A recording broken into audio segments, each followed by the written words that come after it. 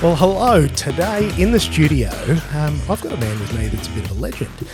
Mr. Ray Box. You might know that name if you've ever heard of an event called Jamboree. Ray, thank you so much for taking the time to come and chat to me today. Yeah, pleasure, Scott. Mate, I'm really excited to have you here.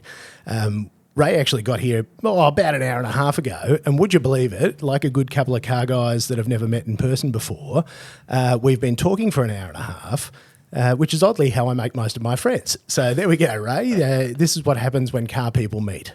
Absolutely, it's we're a breed of our own, As my wife would roll her eyes and shake her head and go, yeah, something definitely wrong with you. So we've all got that little bit of crazy stuck in us. Absolutely. And Ray, look, I think you picked up a fair bit of that crazy because you're a man that has built a sport compact drag racing event from, well, nothing. And I mean, it's celebrated. How many years do you think it would have been when it kicked over this year? 33. 33 years that event has been running. Yeah. And I know that you have wound out of the event these days. And there's a whole story that we're going to have to unpack here. But, mate, how does it feel? Like you've created a little bit of a legacy there, mate. Yeah, and it's kind of hard to sort of hear that from people at times, but yeah, I'm immensely proud of what we've grown and put together over the years, and it's certainly left its mark on the car industry in Australia and drag racing in general around the world. Without a doubt. And we have, really gone down the rabbit hole talking about these things today because I have recollections of when it started and, I was a younger man then. I was actually in my teens when I first saw Fast Fours and Rotaries and all these cool things. And Ray and I were laughing. And you'll hear the ambos in the background again. Thanks, Ipswich Road. We are glad that you are saving people's lives, but boy, oh boy, when I build my next studio, I promise you I won't be on a main road to a hospital, so sorry about that. And a bit of soundproofing. Oh, mate, a bit of soundproofing, eh? As we do these things, much like any adventure, we learn and develop, and most of the time we learn and develop through our catastrophic failures. And mate, I'm sure you're going to have a few fun party tricks to tell me as we unpack the story of Jamboree. But, mate, there are a few other things I want to cover as well. But for people listening that have no idea who you are, no idea why I'm so excited to talk to Mr. Ray Box, and no idea why I'm excited about Jamboree, rather than where it started, let's tell people where it got to. So if you were to explain Fast Forward, or if you explain, and you're going to have to excuse me here, if you were to explain Jamboree to somebody as it is today, how would you explain it? Wow. That's a big one, really. It's a car culture event that has now involves all sorts of forms of motorsport from always in engine packages, that sort of thing. So originally back in the day it was just 4-cylinders and rotaries, and then we married in the 6-cylinders and then the EFI V8s and now we have Pro Mod and so on. So it's a car culture, it's an entertainment event. A lot of people sort of don't quite get that when it comes to motorsport, that you're there to entertain the crowd. There's the purists out there that are saying, well, you didn't do this. Well, sorry, crowd won't come to see that. So, it's a car event that's grown, as you said, for many years, and there's things like Fast and Furious we were around way before they were. But that's had its own little legacy as part of the Jamboree as well. And it's just crazy to me to look at how influential sport compact drag racing became to R&D, development, just the direction of those cars. Because again, as we were laughing about back in the 80s, 90s, 00s, pre-Fast and Furious, the 4-cylinder was more of a joke, whereas, big blocks ruled, especially here in Australia where you had Holden versus Ford and, mate, it was big thumping V8s and then everybody else was just, if you had one of those little pocket rocket Jap crap was more of the sorts of things that I remember hearing. Yeah, well, and that's how the Jamboree started basically was from the fact that, I was involved in a Volkswagen drag car at the time, and when we're sitting in the staging lanes and, very little Volkswagen, and the V8 guys would just hang shit on you and just, what are you guys doing here, sort of thing, you know, like you're taking up our space, this kind of deal. So we got to a stage that we said, well, a few of the guys got together and said, well, why don't we try and run an event of our own just for Volkswagens? Realisation was we didn't have enough people in Volkswagens anyway. So back in the car club days, you know, we used to go to a lot of the Rotary car club events and this sort of stuff. So we reached out to the foreign Rotary type car clubs around the place, and that's where it kicked off. From humble beginnings, as most things usually are, mate. Yeah. Well, the first event, there was 5 of us involved. Dave Butler, who's still involved in drag racing today, is an all-motor Volkswagen racer. So Dave was the spearhead on the first year, and myself, Mark Stanbury, Glenn Ferring, who was a Volkswagen shop owner we had, and then another chap from the club, from the Volkswagen Drivers Club, that got together. The first event, you know, I've still got the handwritten letter that Dave Butler wrote to Dennis Ceramus at Willowbank Raceway, inquiring about running an event at Willowbank Raceway. And back in 1991, we had the track hire for the day was $1,400. So we figured out we needed to get 70 cars paying $20 each to cover the cost, which we did. And we charged $2 a head to get in the gate. And we were all part of the Volkswagen Drivers Club of Queensland at the time. And the first year we had 500 people turn up, and the club made $1,000. And they're just like, what? And yeah, it's just grown from there.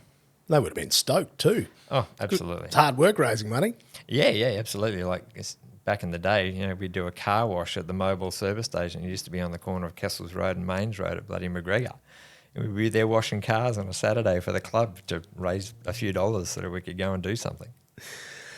And it's so funny when you apply context to this. You know, we're really talking, you know, pre-internet broadly. I mean, it was around, but this is we were back being taught. You know, you had green screen, orange screen, and you know, you were getting into, you know, you'd have a monochrome laptop and these sorts of things. Like I think probably a 386 would have been the peak of computer technology in the, you know, in and around those times. Yeah. I mean, it was not as the world is now. No, it was telephone, writing letters, sending brochures out in the mail, going to see people kind of thing. So, a different world of what we live in now, that's for sure.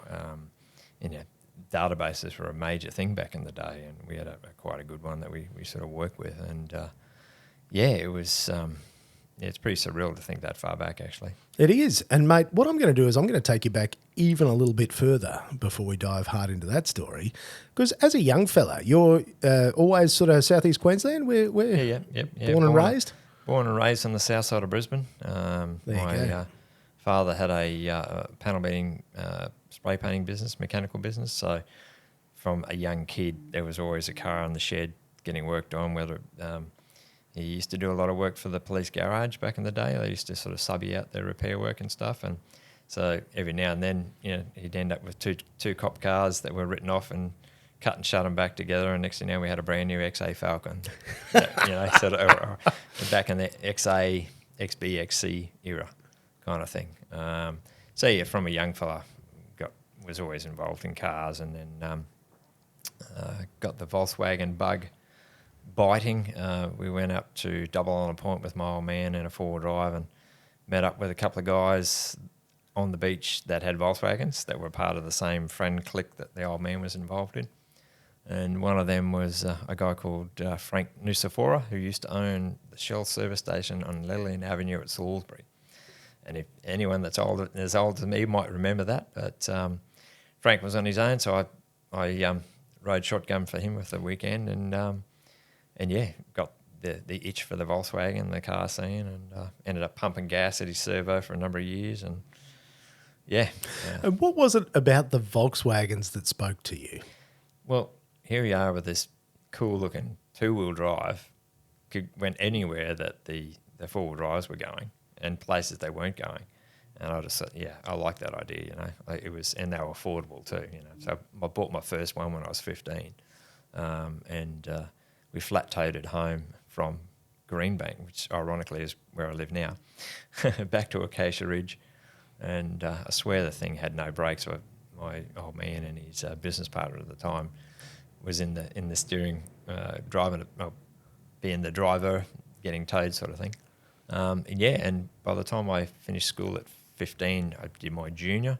And back in those days, senior, I want to go do something, By the time I finished school, I'd already lined up an apprenticeship and started as a motor mechanic at Zups at Marrickavett.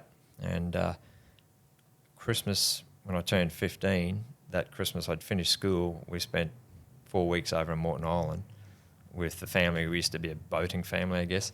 So we'd go over there all the time on the boat, but now I had a car, so we could then explore the island kind of thing. And that would have been incredible. Oh, yeah. Because was that so one of the buggies? Was that When it was basically a Beetle with the front and back cut off. Yeah, right. Oh, so it didn't even have the whole, so what we know as like the Baja style, or was it? Depends on your terminology. Does so it? They're classed as what we had was a Baja. So basically, you cut the front nose off, put a set of a small nose on it, set of fiberglass guards front and rear, bull bar here or there, jacked it up, and back in the day, you put a set of what they call aircraft flotation tyres, the big round sort of sand tyres, and then we made a muck of Moreton Island for a number of years, basically. That's so cool. How was Moreton in those days too? Because that was a bit earlier than I could get there. Oh yeah, well, like back in those days, there was no registration or things like that, so it was it was totally different to what it is now. Because I love seeing photos from the islands from back over the last sort of 4 or 5 decades when people were taking like their 2-wheel drive sedans over there and driving up to places that we now have. There'll be a $200,000 kitted out Land Cruiser, 4-inch lift and all the things. Yeah. And they were there in the 2-wheel drive sedan. Yeah. Oh yeah, and years later in my early 20s, early 20, I went over there with a split screen combi, jacked up, same sort of deal, and 4 of us, enough gear packed up to the window, myself, my girlfriend, a mate and his girlfriend, and spent a few weeks over there, and had an absolute ball. That's so cool. Is it the lightweight? How come they perform so well on that sort of stuff? I don't understand. You educate. Just the weight over the rear wheels, basically, and you've also got to hit it with a bit of gusto, as they'd say. Well, that adds spice to the driving, doesn't it? None of this low range crap. Nah, sort of lick the stamp and send it. Yeah, like we managed to get up to the Cape Morne a couple of times up the big hill that was there, but you aim to hit the base of the hill just before it started when you were flat out in second gear, and then you just kept nailing and scramble your way up the hill. And the 4-wheel drives are just going, sorry. You could have seen my face then and going, what the hell are these guys doing? But we went a lot of places and got bogged plenty of times too. But had enough guys in the car, you just jump out and grab hold of the bull bar and you'd physically bounce it on its suspension. Seriously, bounce it out of the wheel ruts into a it was crazy what you could do. Because half the times the wheel ruts you got stuck into were from some 4-wheel drive. So if you got stuck, you just physically bounce the car out of the ditch. And see, they're the skills that have gone missing if you've ever been caught in one of the hour car parks over there when somebody's run out of fuel or taken a car that wasn't. Yeah. No, the slowdown points are much more hilarious over there. These days. And with a family that's into cars, and starting to work in a dealership, I assume you started tinkering. Yeah, well, as soon as we got this Beetle, it was just a plain old standard, so we had to turn it into a Baja. So, buying the fiberglass cheetah body kit, and the old man helped me in the shed, sort of, cutting the front off, and go, okay, out with that hacksaw, just cut the nose off, and then you pop ribbon on the nose cone, and you get your guard alignments right, and away you went, and painted it and all that kind of stuff, and it just became part of life. And then as an apprentice mechanic, it was just always going to be something that was going to happen. Like before cars, it was fixing push bikes in the backyard with my mates, Just can't help it, can you? No, and it's still there today, Got a tinker. Yeah, I'm still working on stuff in the backyard. It's probably also worth reflecting on how complex it was to modify and get parts. For Volkswagens? Oh, mate, just at that period of time. Yeah. I guess, there was plenty of, you used to look at the old VW Trends or Hot VWs magazine to get ideas and that sort of stuff. But believe it or not, there was quite a few Volkswagen shops around that did that sort of thing. I can remember before I had my license, there was a business called Manx Buggies over at Salisbury, and my old man's workshop was not far around the corner, and you'd ride down there and look at all the showroom stuff and go, oh, yeah, I can't afford all that, I can't afford all that, I can't afford all that. But, once you had the body kit, you were pretty much right. And Then you were sorted. Yeah, from that side of things. So they actually had that stuff on the shelf. Oh, yeah. Because I know that Volkswagen tuning was pretty big scene. Yeah, well, back in that early day, it was a standard engine. You put a Donaldson air cleaner on the mud guard so that it didn't get sand sucked in it, and that sort of thing. The performance side of the Volkswagen didn't bite until way later. When I got involved with the last car, the one I crashed, which had a 1984 cc, nearly a 2 litre with 48 IDAs, and so that's when you start spending money on carburetor parts and all that sort of stuff. Old Blair Shepherd loved me down at Access Auto back in the day. Making them go hard. Yeah, trying to anyway. Well, this is why you got to learn how to do your own work. Yeah, exactly. Yeah, couldn't afford to pay anyone to do it back in those days. So you're talking about a range there. We just mentioned over those next couple of years, how many cars did you own? So sort of from 15 as an apprentice. Oh, geez. Till my 20s, probably 10 or something, different cars, from everything from two-stroke Suzuki four-wheel drive, Hillman Hunter, all sorts of weird things that would pop up around the place. But split-screen combi, they were probably the main ones. And I think there might have been a Datto in there somewhere along the way as well. Mate, it had to be a Datto 1600, didn't it? I think I ended up with Mum's old Datsun 1200, actually. Oh. Something like that. It might have been the 120Y, actually. Oh, the 120Y. Jeez, that was particularly in the mustard yellow, like that. Really. No, this one was blue. The old man had already painted it once. So. It fixed that problem. Exactly. Because, mate, you were there doing your apprenticeship, and in those years, obviously, you can probably figure out what I'm working towards here. Reasonably pivotal moment in your life. When I was 21, I had a car accident and broke my neck. Had an incomplete, what they call an incomplete C4 fracture.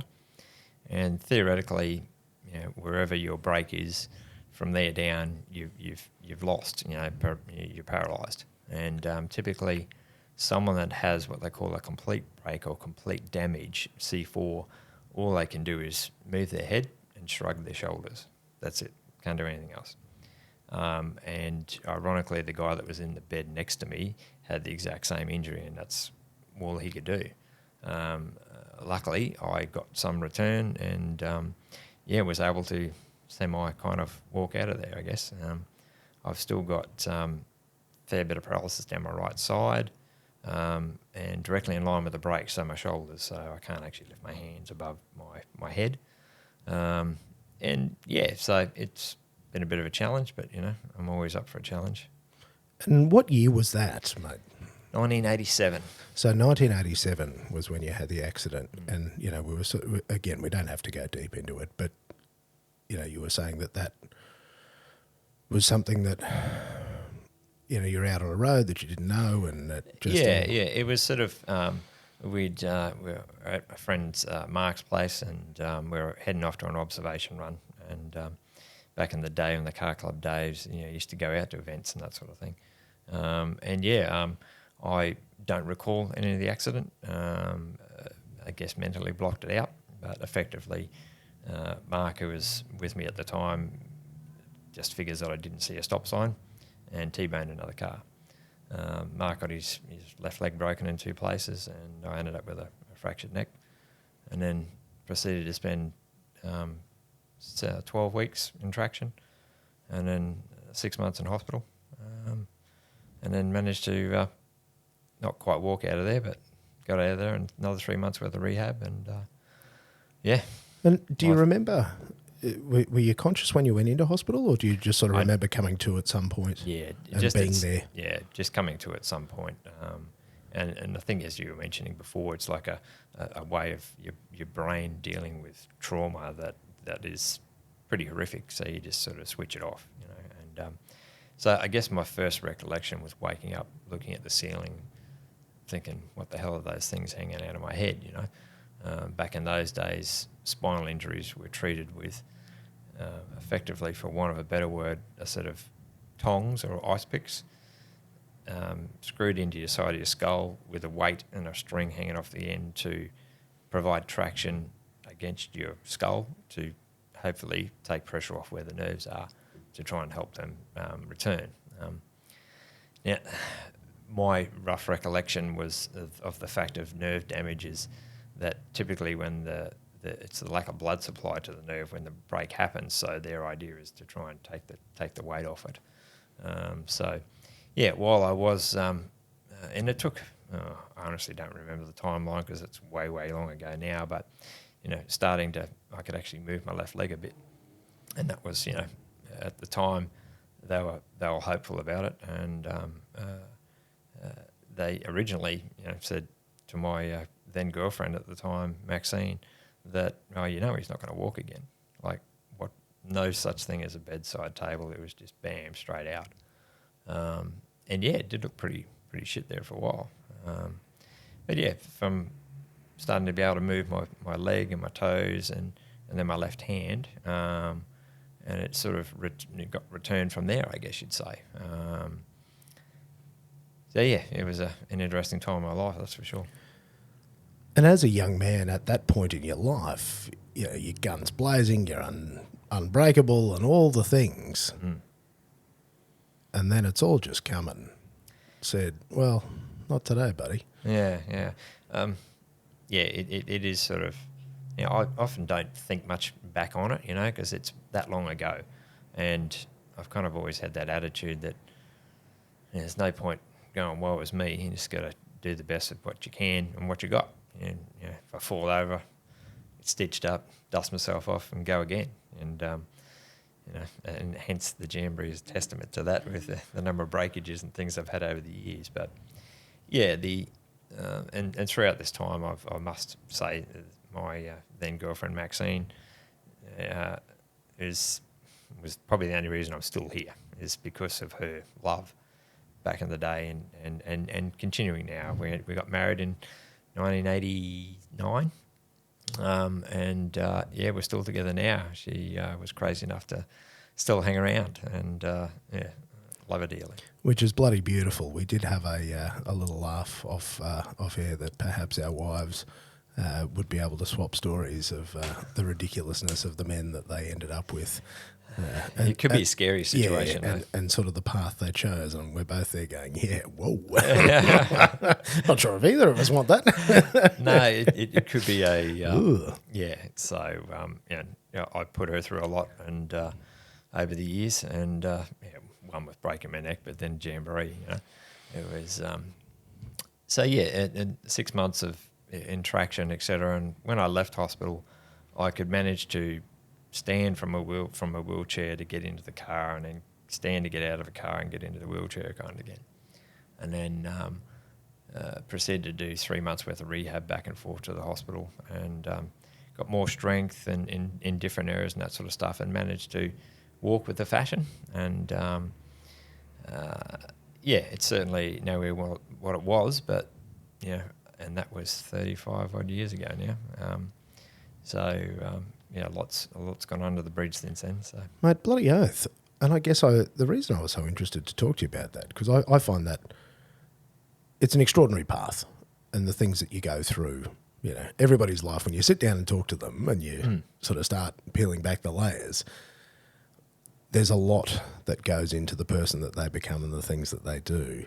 And I know that even though it's not something you'd, I guess, spend a lot of time reflecting on that, I'm sure that it changed your approach. Oh yeah, 100%. You know, I guess I've never had I've never let anything get in the way of what I want to achieve, or, okay, no, you can't do that. Yes, I can. It might take me twice as long, or I might hurt myself doing it, but I'll still get it done, whether it be one of the big things I wanted to do after the accident was ride a push bike again, of all stupid things.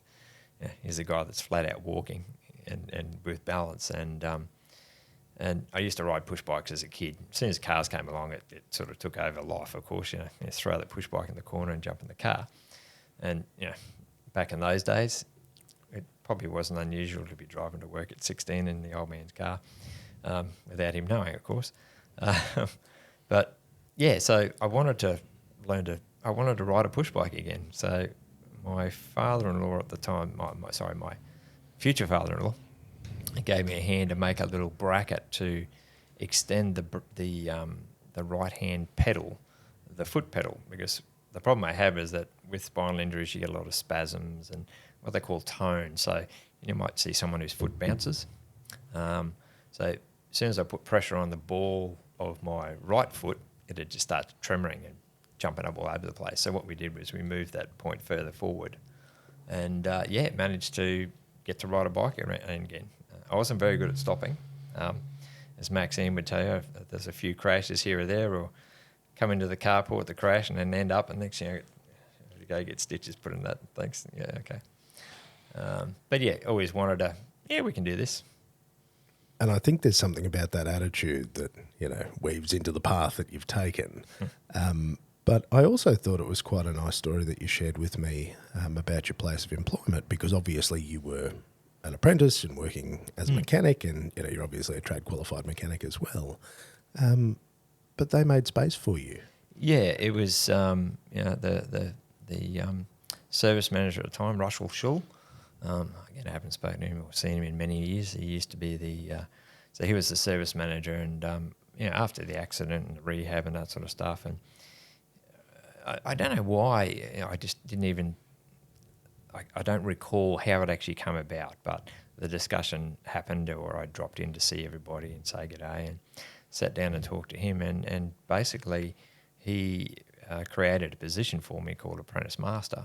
So back in the early days, you'd have an apprentice master, which was someone that would manage the apprentices and train them and make sure they're doing the right thing and all that sort of stuff. So I became an apprentice master and did that for a couple of years, and then which was pretty amazing. And then moved into workshop control, managing the workshop, and management change, and bye Ray and a couple of other people at the same time. One door closes, another one opens. Because that story crosses over with the formation and creation of Jamboree. Yeah, well, the I don't remember what year it was. It would have been once the the Jamboree really probably started from the early days of going up there with the Volkswagen drag racing, that sort of stuff. And I'm just trying to think of the timeline. That was 91 we started. Yeah, I'm getting too old to remember these years now. But after I finished with Zups, I had a bit of a phase of well was me kind of thing for a while, for a few months, trying to figure out what I was going to do. And the jobs I was applying for were sort of automotive related, but at the time people couldn't see past the disabilities to say, I reckon this guy could do this kind of thing. But I eventually stumbled across a job at the company called Petroject, which was a fuel injection spare parts and equipment company. And went and did an interview and did a couple of training courses with them, and started off with those guys. And I must thank Leo Elmsley, who was the patriarch owner of the business, for taking me on back all those years ago. And it became a father to me, and my kids were basically his unofficial grandchildren back in the early days. And I must say, I probably owe him a photocopier by now too, because, man, we caned the hell out of that photocopier, punching out Jamboree brochures over the years. That's, oh, mate, the things that we do. Oh, the stuff that we used to do there was, like we used to make our own tickets, and the boss Leo used to own a snap printery, so he had some old printing stock. So we had these funny looking cards that were like the front and back cover of a folder that was put together, the green on one side and white on the other. So I thought, hang on, I can use that as a gate ticket. So we'd flip them over, run them through the photocopy, guillotine them up, and there we had our tickets. Like it was.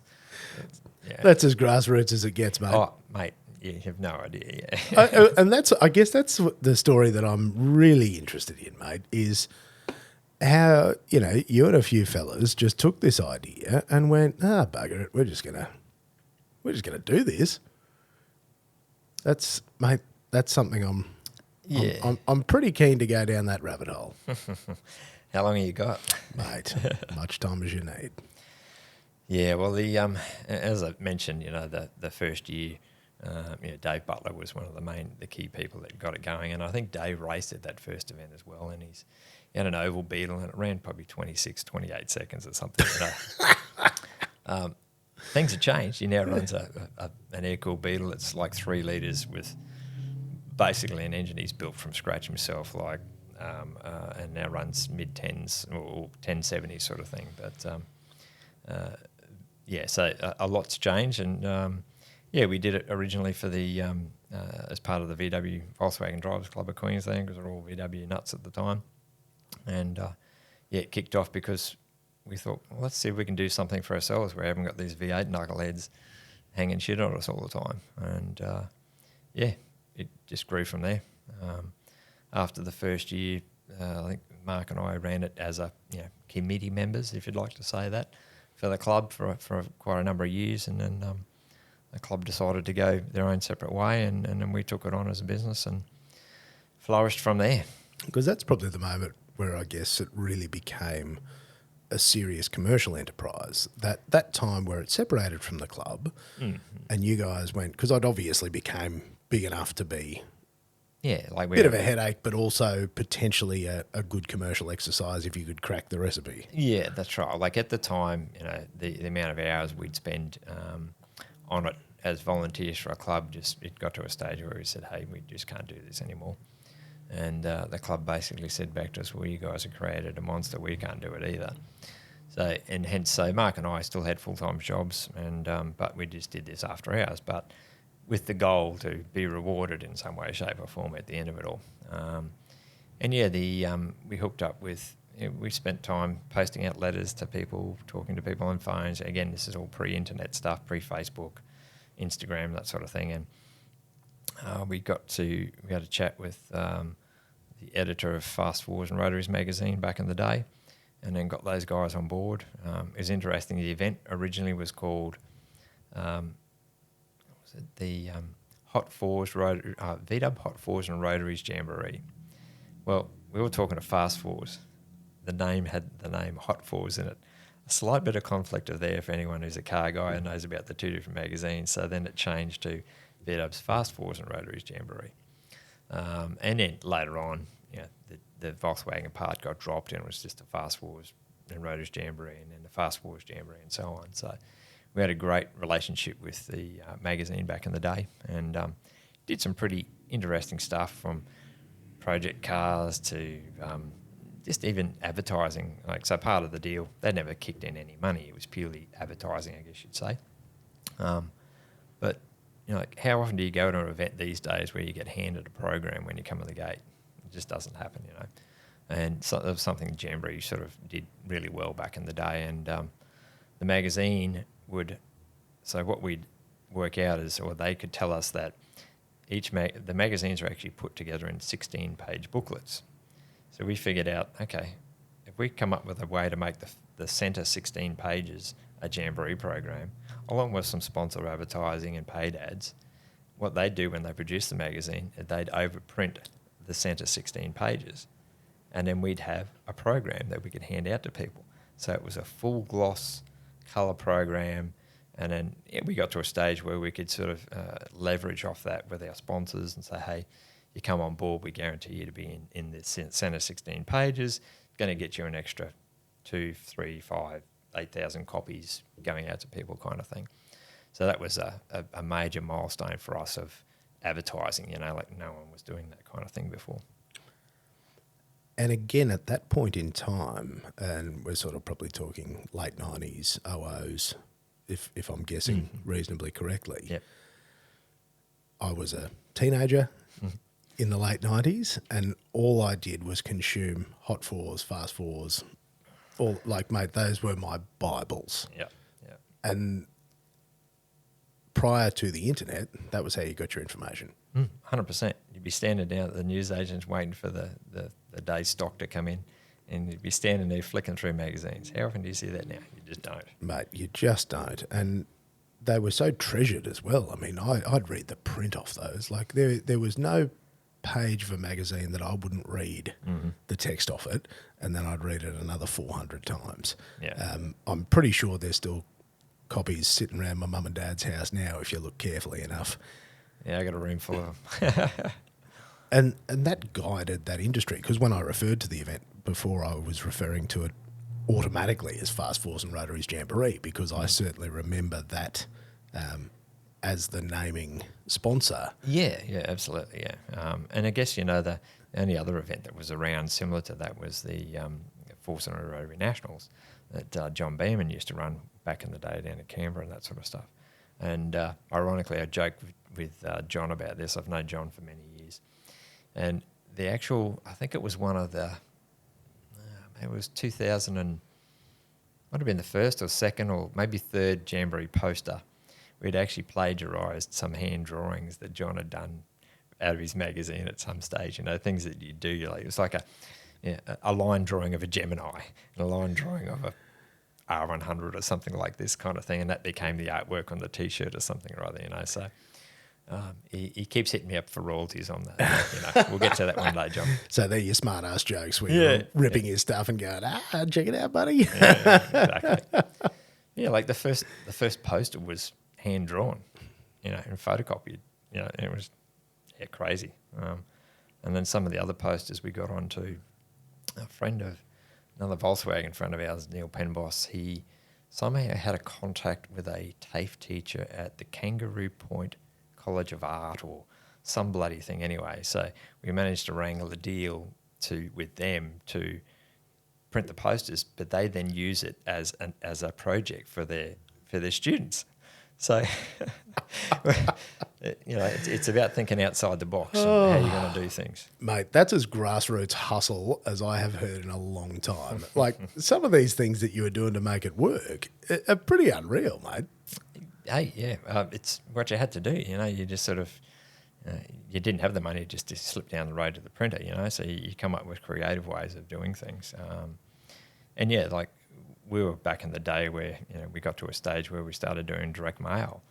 Like, so anyone that had ever raced at the Jamboree, and we were big on building a database. And in the later years, we got involved in touchscreen surveys, and we actually built our own touchscreen surveys. Like I had Mark build this cabinet. I got some second-hand 17-inch LCD monitors, bought a touchscreen panel off eBay, a laptop out of one of the computer record type places, and then bought this very rudimentary software, and we had these touchscreens kiosks. And the first time I think we used them was back in the old auto salon days.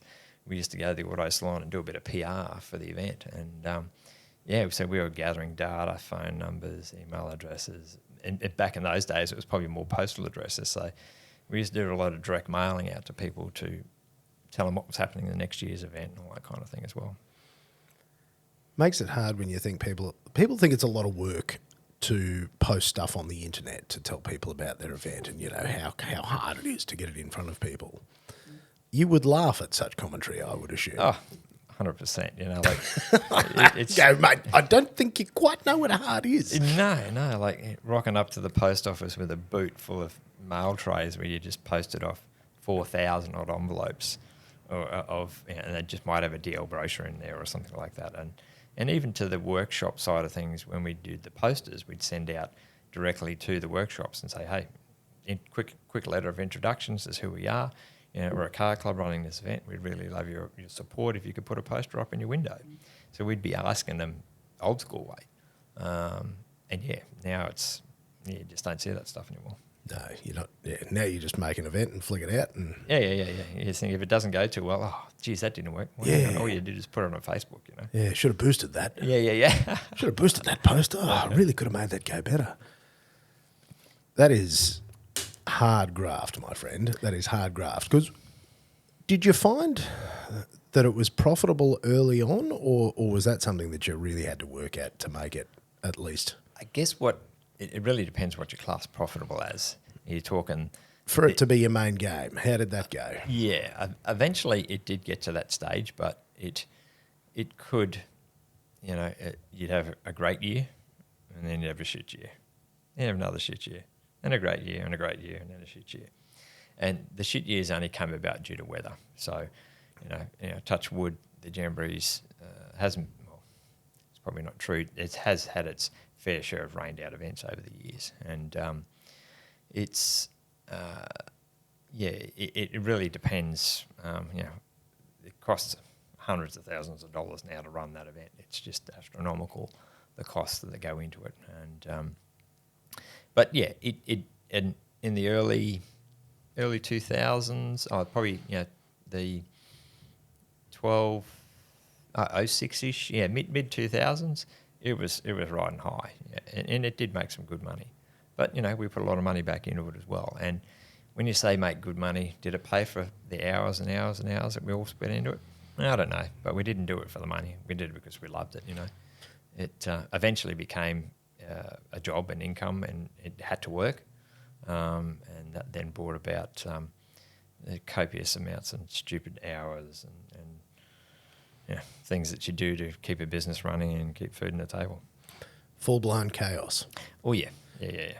Because that period of time where you're coming off the back of the magazines, you're into the 2000s, there's a bit of Fast and the Furious hitting the market, there's forums becoming very popular and very big and huge, influential, and obviously here in Southeast Queensland, on this show we've spoken of Boost Cruising many times, and the enormous influence that had. But we also had Auto Salon. It was a real glory time for the car scene, and also for sport compact, four-cylinder, the smaller cars. They really came of age as those things intersected. Yeah, and we were really watching what was happening in America as well with the Nopi series, and there was another one over there, Myra, was it Myra? NIRA, National Import Racing Association. So we were watching what these guys are doing over there, and they're starting to just skyrocket kind of thing. So we're sort of drawing inspiration from what was happening over there as well. And when you say skyrocket, what were you seeing over there? Just the amount of cars racing and the performances, and also sponsorship getting involved. Like they really went through a boom where they even had GM, Chrysler, and manufacturers were involved in sponsoring sport compact cars. And even front wheel drive cars. It was just insane, some of the money that was being spent. But it was kind of there was a bit of a bubble there, I guess, and it eventually popped and it faded away. It has come back again. I think a lot of the drama happened, or not drama, the NIRA from memory, or was it the Nopi? Again, one of them got bought out by IHRA, and the National Hot Rod Association over there, and that almost spelt the end of it, because it was traditional drag racing organisation took on a sport compact event, and their front wheel drive class, they called it Hot Rod. What? It was just made no sense, So yeah, but there's everything's got a bit of a life cycle or a bell curve to a certain extent. Luckily enough, we leveraged off that as well, and the Fast Fours and Rotaries, the Fast and Furious, and all that kind of thing. And then we gave the workshops a place to showcase their product. The likes of Maztec from Melbourne, Pack Performance from Sydney, Rotomaster, a lot of those sort of workshops, and up here in Brisbane, Mazfix and 4+ Performance from back in the day down in Melbourne, and so on.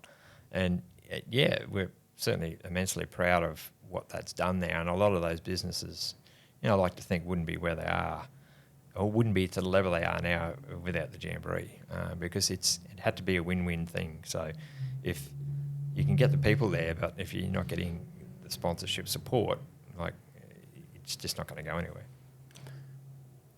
And I would suggest that Jamboree was instrumental in really building the profile of those workshops, because my recollections are that the cars would be built for Jamboree and they would run and they would do wonderful things, and we would see those journeys through the magazines, obviously, which was still had a bit of power in them in those early OOs. But the other thing that was happening was we were getting to see more and more of it on the internet forums, because pre-2007, not so much of it, and internet stuff, and particularly Facebook stuff, I didn't really see that getting more useful until 2010-ish, where it sort of started to push harder there. Yeah. Well, certainly the workshops were there before, like Pack Performance was always out at Eastern Creek and that sort of stuff. And, we felt it was a bit of a, not a milestone, but a major achievement when we had Pack Performance come up to the Brisbane Jamboree for the first time. Absolutely, because that was those gun southerners coming to... Oh, yeah, absolutely, and we'd only really heard about them, seen videos, of their antics and what they got up to, and I tell you, they were some wild boys, that's for sure. No doubt. But you have to be good at any of these things. You got to be all in. Yeah, absolutely. And the back in those days when it really kicked off, you'd see 6 car transporters turn up from Sydney. Yeah, and there was 2 of them completely full with Pack Performance customer cars, and this sort of thing. So it became an annual event. It was the event that people worked to plan their holidays around, plan weddings around. I had people ring me and say, hey, we're looking about getting married next year. Can you tell me the Jamboree dates so we don't collide? It was like, yeah, okay, no worries, mate. Here it is. That's when you've made a real dent in the annual calendar, isn't it? Yeah. And back in the early days, we didn't have the funds to really do a lot of track prep with the VHT and that sort of stuff. So we ended up following on from the Winter Nationals. So we used to run the week after the Winter Nationals in the hope that we still had quite a good track left over a week later after the Winter Nationals prep. And but eventually it got to a stage where the Jamboree was too big that it was their second biggest event. And we couldn't have the Winter Nationals one weekend and expect to run the Jamboree the next weekend because it was monstrous. So that's when we started to move away into the August, sort of end of August type period. Yeah, wow. Yeah. Isn't that amazing that you still had to, much the same as, using leftover card to make tickets. You're there going off the back of one of the biggest events in drag racing just to piggyback those things to be able to pick it up for your event. That's extraordinary. Yeah. But it got to a stage that, the event was earning enough money and as the years went on, the cars got quicker and quicker and quicker, and we got to a stage where we couldn't keep them on the track even if it was a week after the event. So, like back in the day, I think it was 94 was the first time we had Jeff Watson, Austin Healy Sprite racing at the Jamboree.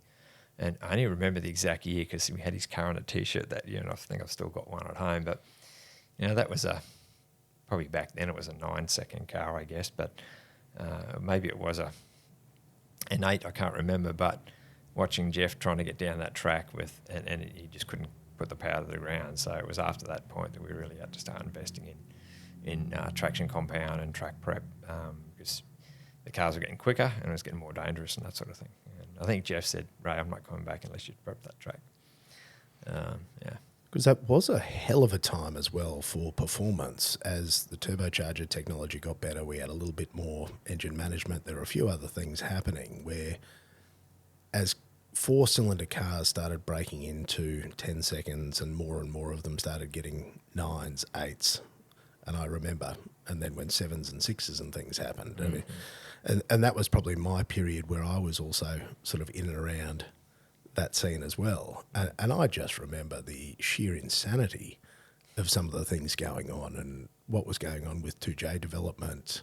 It was a wild time. I guess the biggest sort of rivalry in the early days was in the rotary scene, with the Pack Performance versus Maztec. And, one year Anthony would come up and run quicker than Rocky and George. And the next year they'd swap hands. The pack guys would run quicker and that sort of stuff. And those guys are leaders in their sport and in development now.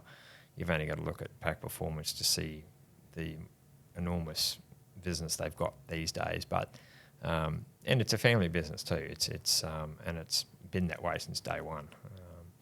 So yeah, the rotary scene and the turbocharger technology and electronic fuel injection. Like back in the day, the quicker cars had mechanical Hilborn injection. Piston dribblers, I like to call it. Which is mad when you think about it. Yeah, in this day and age, yeah. And from memory, and I could be corrected if I'm wrong here, I'm pretty sure Jeff's car still had mechanical injection on it back in the day, and it was an FJ20, a Nissan engine with a turbocharger on it, and running eights. It's just insane. And wheelbase of a Toyota Starlet kind of deal. Makes your head spin. Yeah, and like Jeff was one of those guys that was a pioneer in the sport, and I think he used to run D-Gas, might be DD Gas, I can't remember now, up against the likes of Victor Bray, and so the giant killer. So it was a die your own tree, but the number of times that Jeff Watson took out events was just astonishing. He was one of the four-cylinder guys really looked up to. And you gave a place for those legends to be born. That was the big thing. Was there weren't a lot of other events around for the smaller cars. Not in the drag racing side of things. There were certainly events like the Foreign Rotary Nationals down in Canberra with John Behrmans, but it was more a Summer-Nazi kind of thing with show and shine, way to go, burnout comp sort of stuff. So not about performance quarter mile type thing. And back in those days, I guess they were still racing at Eastern Creek on the circuit tracks. They had sketchy sort of traction at the best of times as well. So yeah, it became a mecca or the place to be to come and run quick times and get the coverage as well, because the magazines followed us as well. And be in front of the like-minded people as opposed to, a bunch of the V8 guys. And the Rotary guys would suffer just like our Volkswagen guys did with the bigger horsepower, more cylinders looking on them. And as the Fast and Furious and then that world started changing and HKS and then the performance 6 cylinders, like we always had originally in the day, no, it's fours and rotaries only. No, we're not looking at anything else. But you've got to keep evolving, otherwise you disappear into the woodwork. So the evolution came with the import 6 cylinders, is sort of what we called it back in the day. We still didn't want push rod 6 cylinders like the red motors and cross-flow sort of forward motors and that sort of stuff. But and then it just grew from there. The same thing, we had that performance side of things started coming out in the V8, so the EFIs and the turbos. Well, in traditional drag racing, they had nowhere to race.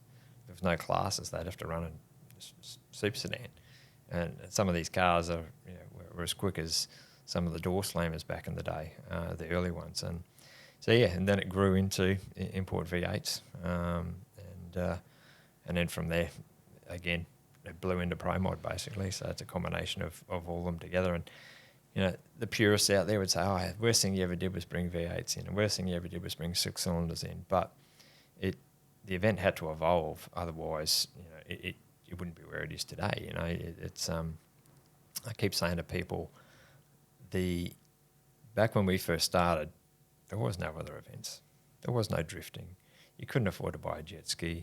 There was none of these sort of things that car people can do nowadays. And as the years grew, we had to then start looking at these things and go, well, hang on, we're starting to not lose market share, but we've got more competition now.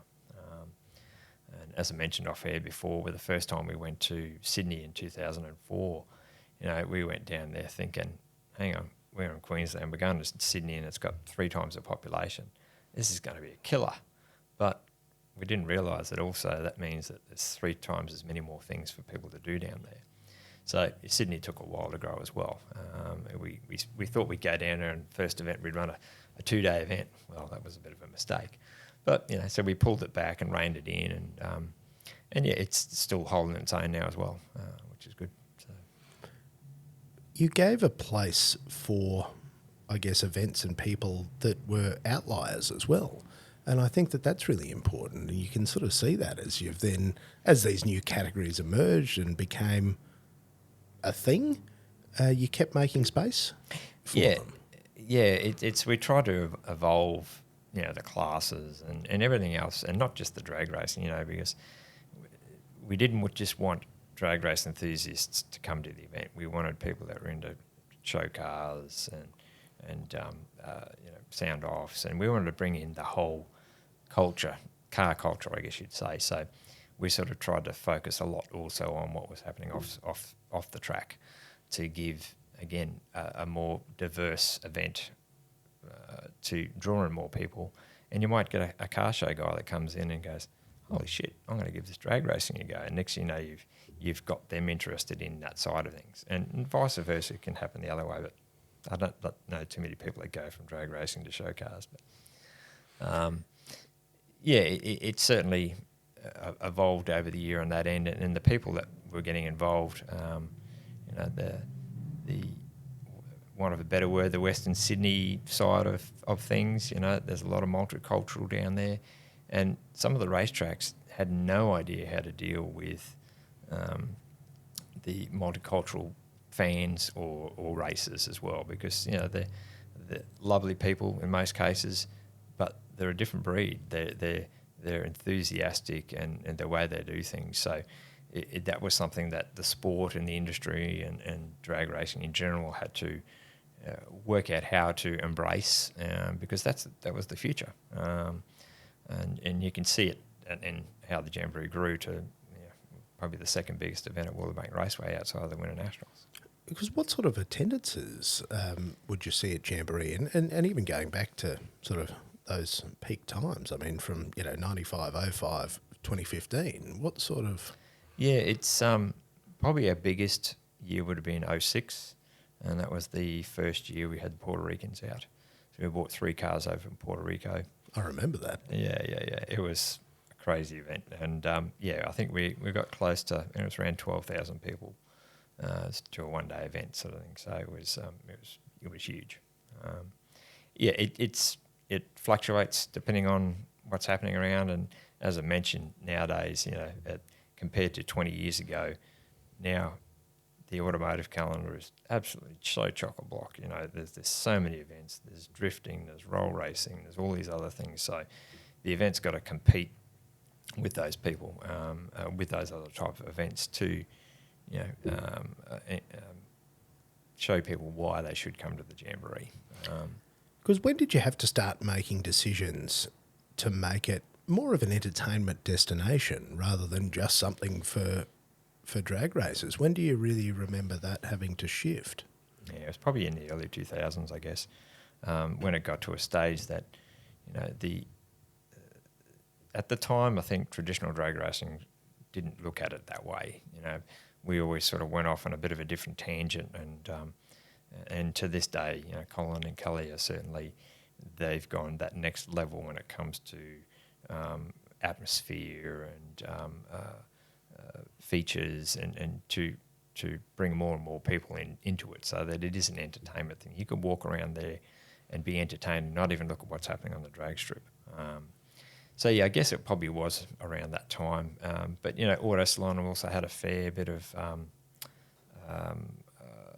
influence on the scene as well. So we were trying to capitalise a bit on that as well by, we went to Auto Salon events and advertise, we'd have promo girls handing out brochures and doing the surveys and all this sort of stuff to tell people about it, because, again, still a lot of people had no idea what Jamboree was or what drag racing was all about, And it's funny that there's a lot of people coming up in the scene now that are younger people who are just getting in, and they really look at some of those auto salon type times and the whole sex spec era as a real heyday. Right. And I've been really enjoying more recently as some of those cars that would have been auto salon cars are getting the dust blown off them and are starting to come out. and people are actually recreating that scene now in the way that they build and style their vehicles, which is reasonably extraordinary to see now as we watch the fashion roll around again. Absolutely, yeah. And there was a few there this year at Jamboree, and they're popping up around the place. And Brian El Hussein, I think his name is, Mr. CRX. His yellow CRX is getting a birthday at the moment. Repaint, new flames, all that sort of stuff. You know, like so, what is once old is new again, kind of thing. You know. So. And then the other thing that you did, and you mentioned it there with the Puerto Rican team coming in, bringing teams from overseas. Now there's people just going everywhere to everything all over the planet. But I remember that being monstrous. I remember that being just a huge thing. Yeah, it was certainly a big deal, and a gamble as well, because unfortunately when you run an outdoor event, weather is your worst enemy. But the event had grown to a stage where we had good sponsorship, and you know, we put the money aside to invest to say, okay, well, we'll bring you guys over, and you know, deals were done for everything from transport to flights, et cetera. And I can still remember sitting in the pits chatting to one of the Puerto Rican guys, just trying to nut out the last bit of a deal, because the event looked like it went really well. So they were trying to push us to give us to get a bit more back, Like, settle down, mate. Yeah. But that was we had Stadel, Clubman, and Bam Bam, and two of those cars were just amazing. They all the way from Puerto Rico out doing testing. I can't even remember whether we had a test day. First pass, straight off the trail, 7 seconds kind of thing. It was just insane, Or it might have been 8 seconds. Yeah, 8 seconds probably back in then. But and you're talking an old Toyota Corolla and a Datto 1200. It was amazing. Like, we were watching these guys, or hearing about them on the forums and all that sort of stuff. And then having them come to the event was just astronomical, And we knew a guy, it was kind of weird. We knew a guy that had a stretched Hummer limo, so we threw all the Puerto Ricans in that, and then linked all the race cars together, and then towed them out onto the start line, like corny sort of stuff, But it certainly it made for an amazing event. It really was. It's a spectacle, and that's what that's what you said. You're just creating a show and creating a legend. Yeah, well, and like, unless you come to the Jamboree, you're not going to see these guys in person. No one's back in those days. No one would even think they were going to go overseas and watch a drag racing event, So, and these guys had a great following. John Blanche from back in those days, Microtech, one of the Microtech guys. He was instrumental in helping us get these guys lined up, because he was always over there, tuning and all that sort of stuff. And he knew them by first name, kind of thing. So we had the good oil on who to get and who not to get. There's plenty of really fast cars over there, but some also had some pretty dodgy history, and some weren't able to get out of the country. So you had to pick the ones that were going to be entertaining but also reliable, and so on. And tick all those boxes. Correct. Yeah. And you also were mentioning to me earlier that you did a bit of research and development going back to 1995, getting yourself over to SEMA. Yeah.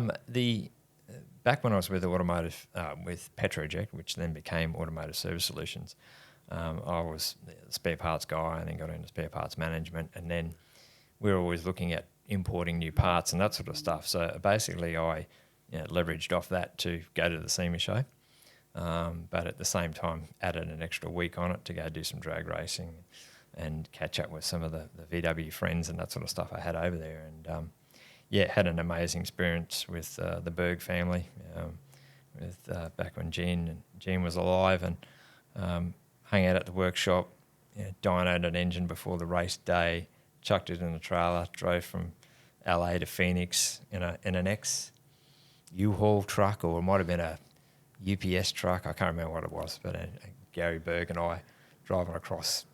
It was mad. It was just an amazing time. And then did the Volkswagen Buggerama at Phoenix. I think it's Firebird Raceway. So that was in '95. So it was just a crazy time. And that would have given you a picture of things to come as well. I assume that was Well, yeah, that was big as. yeah. Like back in the early '90s, like that was, we were still super heavily focused on Volkswagens and that sort of stuff, and there wasn't really a lot of import stuff. Is that me or is that you? I don't know. Do you know, it might be me. Isn't this terrible?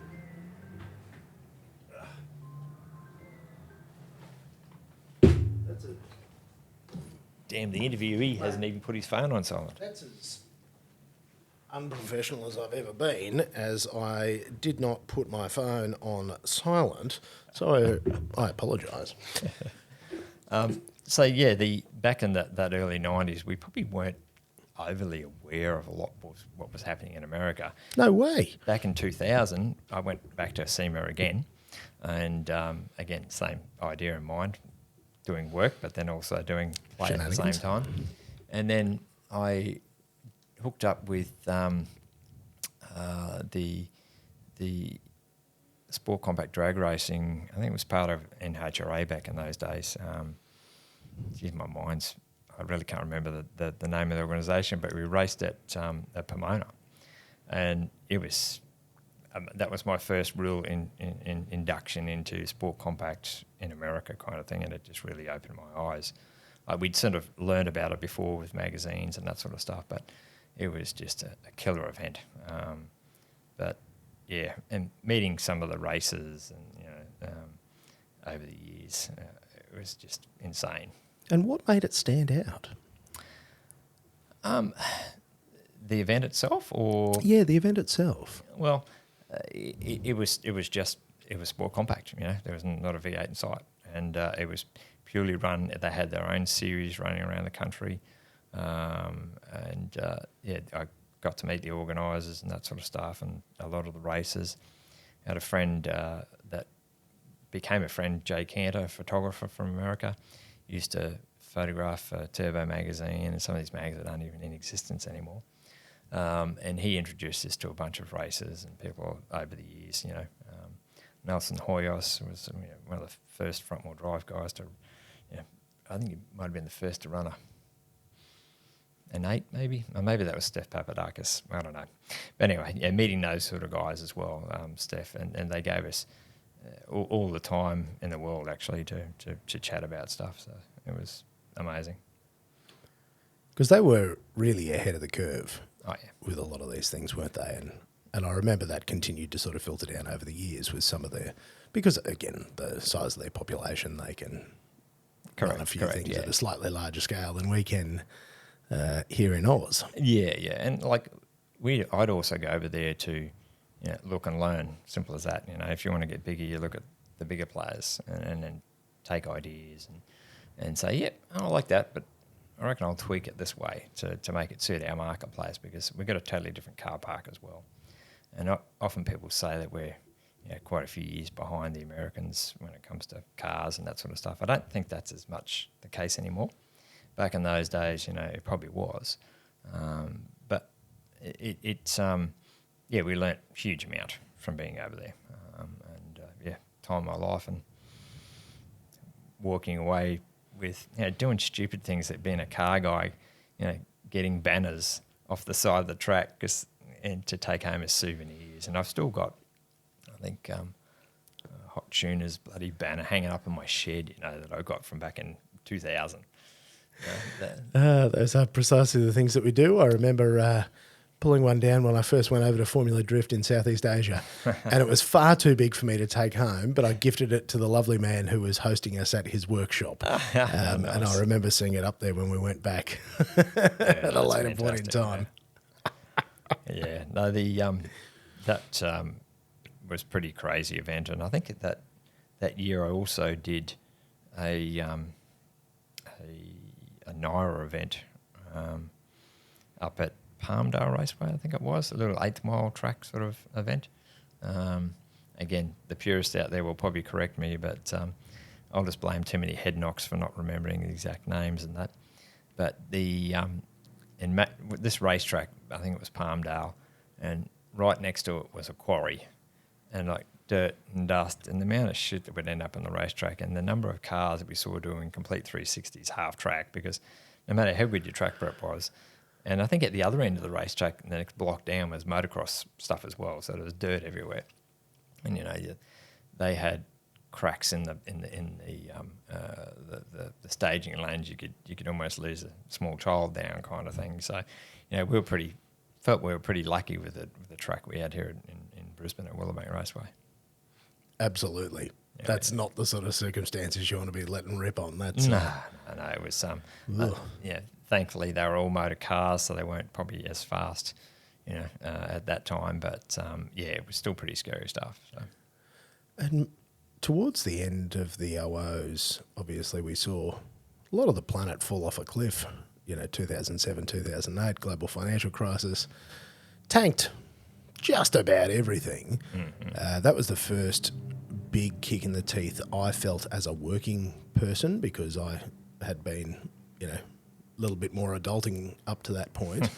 And I just remember everything falling off a cliff. Yep. And I have to imagine drag racing copped a touch of that, or is it recession proof? Well, probably a little bit, but it certainly, I don't, the biggest thing that would hurt us is rain outs.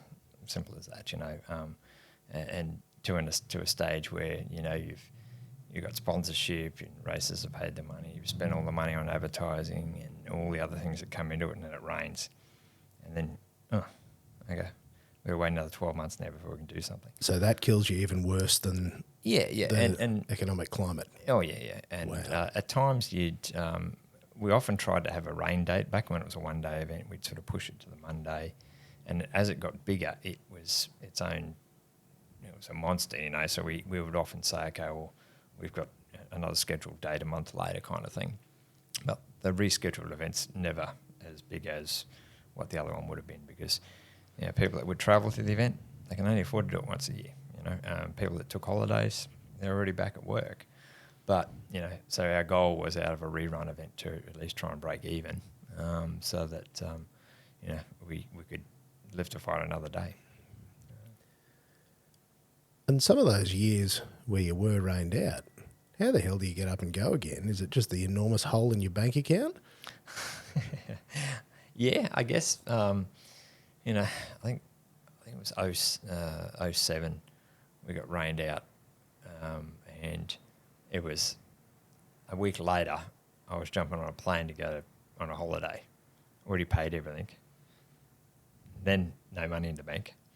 But we had to do it because we'd already booked the tickets and that sort of stuff. It's like the worst time in the world to try and go away. We just lost an event. It's like, oh, well, that's what credit cards are for, aren't they, And we had that pretty crazy time. But, it was a family holiday and so on. But, it was you just had to get back and go, all right.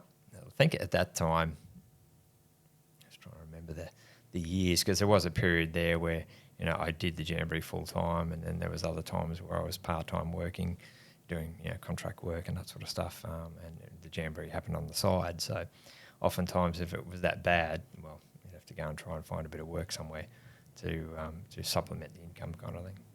Was there ever a point through all those years where you just went, why am I doing this? Or were there a lot of those? Plenty of those. But we also, there was a stage where that's how I made a living, and that's what put food on the table. I didn't have any other options, and while looking back at it now, I regret some of the things and decisions that we'd made. But at the time, it was like, I don't know what else I can do. I've just got to keep pushing and pushing and pushing to make this right for the next event and make it successful. And most of the time we did okay. We're going to pause it just here. We're going to take half time. We'll be back. Well, this is such a good chat. We had to take that halftime break, but we're back. And where we're going now is we're talking about the late OOs. We're in that area, and you just reminded me about the series. Yeah, well, mate, let's go down that rabbit hole. I guess the series of events effectively started in 2004 when we ran the first Sydney event. which was we called it the Sydney Jamboree at the time. It's had a couple of name changes over the years, and then in 08, 09 we decided to run an event down at Heathcote, and then a second event at Brisbane called the Mini Jam. We had 4 events, and one of our sponsors at the time, Toyo Tyres, came on board and supported us for the event, and we actually televised all 4 events, which was unheard of for a sport compact event, or even drag racing event to a certain extent. So, yeah, it was pretty amazing year. Yeah, we wrote rule books and contingency programs and all of these things that you don't even think about these days. But we ran 2 events at Heathcote at that time, and then decided to move on. It just wasn't viable, unfortunately. Heathcote's a good hour and a half, or hour and 3/4, I think, out of Melbourne, and we just couldn't get the crowd there. People just didn't want to travel at that time. Facilities also needed a bit of work, but thankfully Lance Warren who now owns the track, is spending a huge amount of money, and there's a lot of good things happening down there, but he's still got a long road ahead of him. But we ran a series. So we had point scores, we had rules, we had contingency programs, sponsors on board. So just like you'd see at a normal traditional drag race event, put a Sunoco sticker on there if you ran Sunoco fuel, and a Garrett sticker if you ran a Garrett turbo, and all these kind of things. So it blew out into we had our own rule book. We still had to run via the safety regulations of ANDRA, Australian National Drag Racing Association, who was the governing body at the time, because they provided the insurance for the event. It still pops up a little bit now, and even now Jamboree is, I think this year is actually running a series as well between Brisbane, Sydney, and the new event that's happening at Tailem Bend coming up pretty soon. You really, you like punishing yourself, don't you, mate? I mean, going, running 1, then 2, and then going, do you know what we need? We need a few more things to fill our days. Yeah, well, yeah. I honestly don't know why the hell I was thinking when we sort of started to do that, but I guess it was, to a certain extent, spreading the load a little bit. And as soon as we ran the first Sydney event, you could tell it did affect Brisbane to a certain extent, because if someone would normally travel up because there was the only event you could go to was Jamboree in Brisbane. Oh, hang on, we've got an event in our own backyard. But so the hope was that as it grew, anyone that you lost from Brisbane, you're going to gain extras down in Sydney, kind of thing. And people were wanting us to, can you come to Adelaide? Can you come to Perth? And all this sort of thing.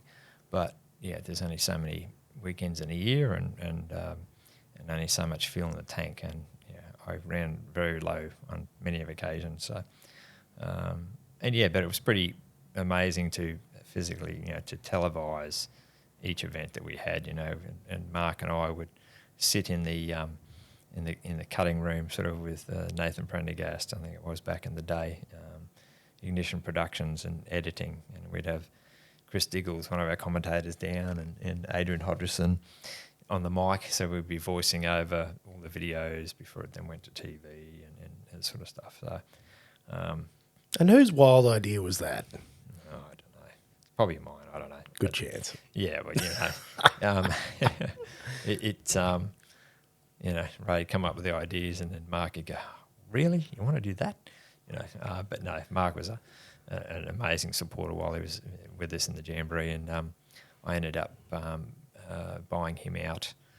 I can't even remember when it was now. Might have been early 21-ish sort of thing.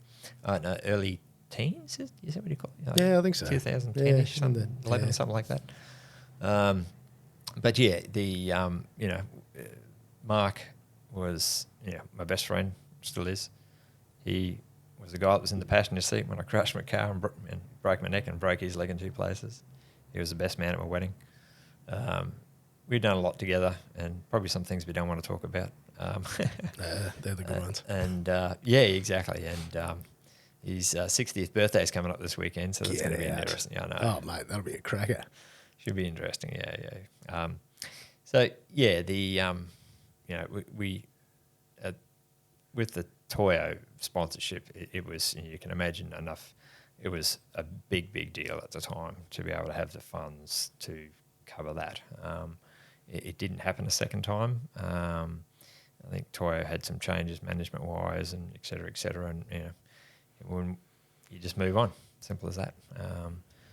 But yeah, from there we then moved into as I said, some of the stuff that happened later on with the import scene, and we ran 2 events at Calder, and then dropped those. At Heathcote.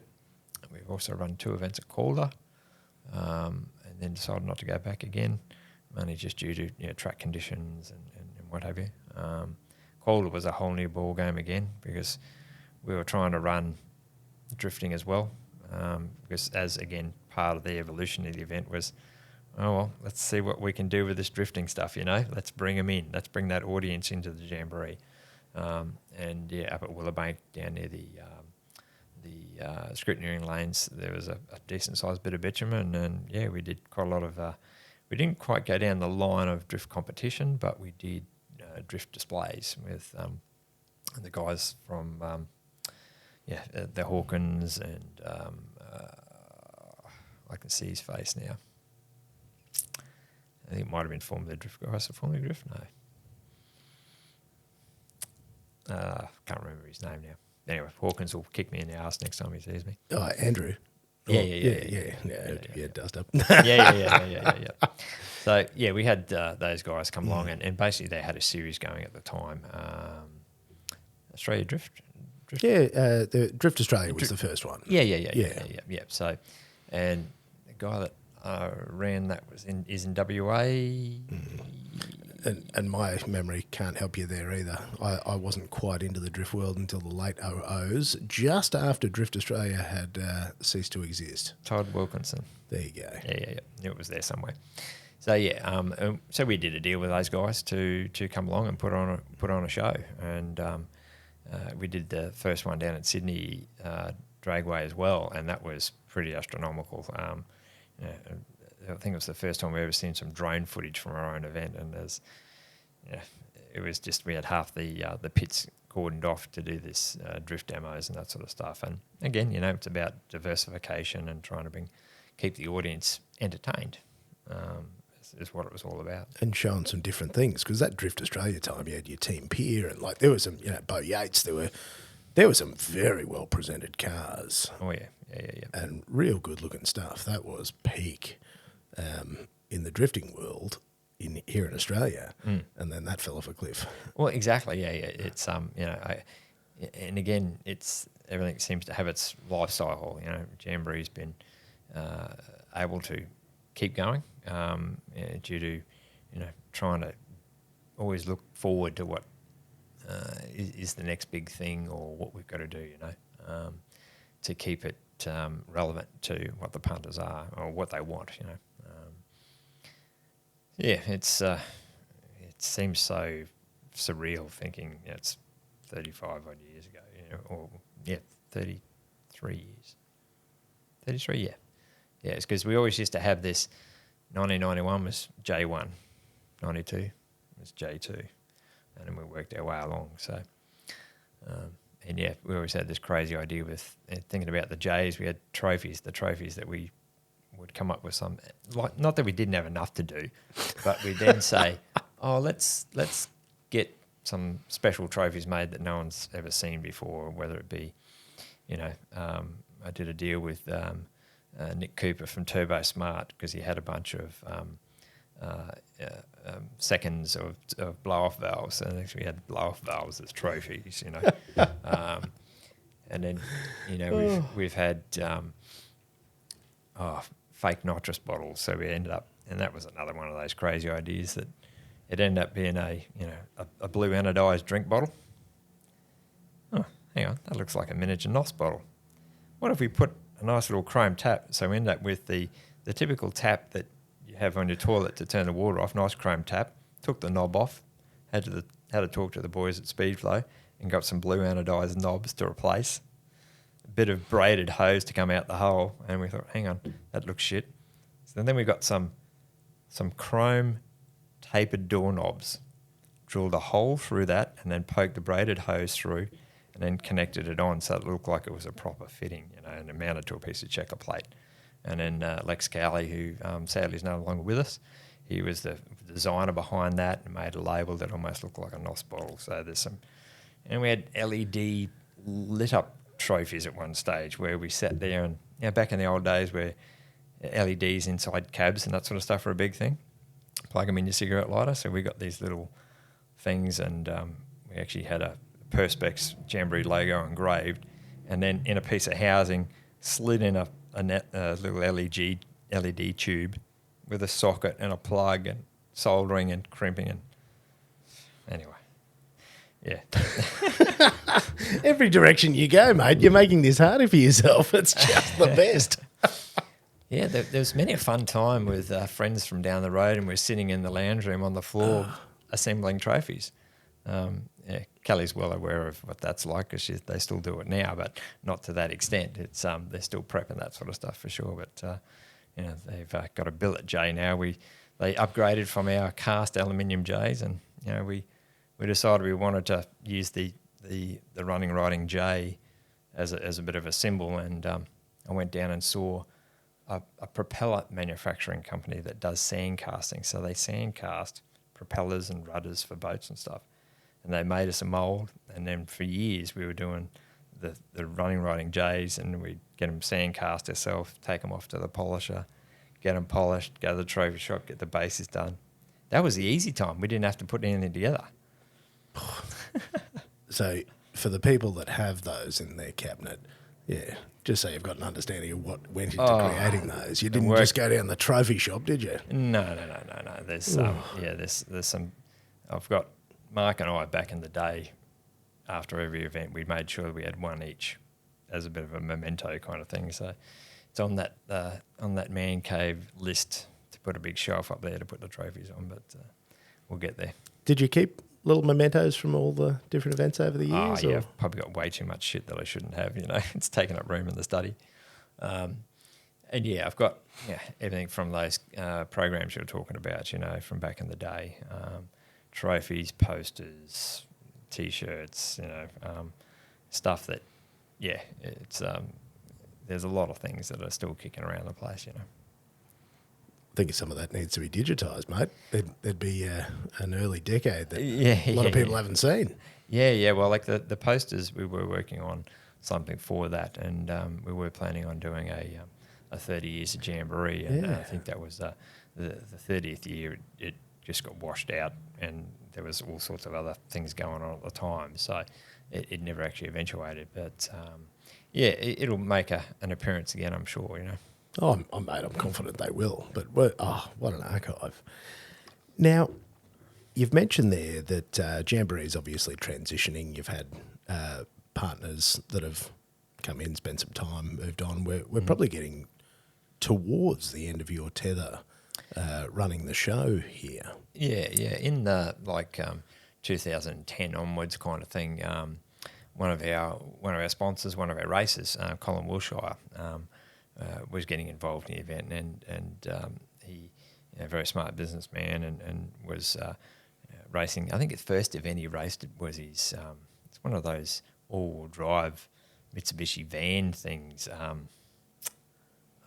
are they? Yeah. Anyway, he's raced Evos and his Datsun 1200 and so on and so on. And so Colin was a sponsor, and then we got to talking, and in 2015, Colin came on board as a partner in the business, and then with that, gave us access to, some more business knowledge, a bit more finance to help push and grow the business, and along with that came a premises I could work out of instead of working from home. So instead of going to my study or getting up, having breakfast, go to the study, get up, have dinner, go to bed. It was nice to be able to go places. And, Colin certainly brought a whole new focus in a range of areas, from professionalism, and some of the things we did, we probably did by the seat of our pants, and it worked for a long time like that. But change is needed, because again, there's more competition out there. Everyone's going to be more accountable, insurances, and dealing with races and tracks and sponsors and that sort of stuff. And so it was in 2015. Yeah, Colin came on board, and then in 2018, it was time for me to move on. I was burnt out. I had enough. 25 plus years was my body was starting to let me down as well. Starting to have more falls and just needed to step away. And it's an amazing time in my life, and I'm very proud of what the Jamboree is grown into, and I'm sure with Colin and Kelly it's going to keep growing. So they've been at the helm now since 2018, and it's still going. And this year we've got the first event down at Tail and Bend, which is going to be amazing. While Colin was there, we also had the Mech Tech guys come over from Puerto Rico as well, and there's I think we've had 3 lots come over. 1 year we ended up with we paid to bring a car over and had a no-show because it missed a transshipment in the Panama Canal or something. It landed here a day after the event. Gut-wrenching that is. You just go, oh man, I just thrown all that money down the drain. It's things that you learn from and go, oh well, next time we're going to get them on the boat a month earlier. But if it was supposed to have met the schedule, we could have done it. We even looked at air freighting the car from New Zealand because it transshipped through New Zealand. But to get to it, you'd have to unload 20 containers to get to the car down there. So it just wasn't practical. And honestly, mate, I think 25 years is a reasonably significant commitment. Well, you get less for murder, as they always say, don't they? Yeah. And having that renewed energy as well, because when you've had the highs, you've had the lows, you've done it and seen it. Oh yeah. And we certainly had our ups and downs and conflicts and that sort of stuff along the way with everything from sponsors to races to tracks to ourselves. But we did it because we loved the sport. It wasn't about the money. Hey, money had to make money, otherwise I couldn't feed the family, pay my mortgage. So but it was never the prime focus on it. And Colin's the same. He's in it for the sport. And that's the thing with this sort of event. It can't be. It has to be because of how important it is. But if you were just running an event for the money, mate, you're in the wrong game. You are out of your mind. 100%. Gup said to me, as in Michael Gilbert from Power Cruise, we've known each other for many, many years, and back in the day he'd look at some of the stuff Jamboree did and go, hey, I like that, sort of thing. But he says, no way in hell I'm ever going to run drag racing. That's just too hard. And hence why you won't see too many events that aren't track run by individuals. There's a few little events around the place with, the Mopar Sundays, one-day events there, but the to the scale of what we're doing, it's a different ball game.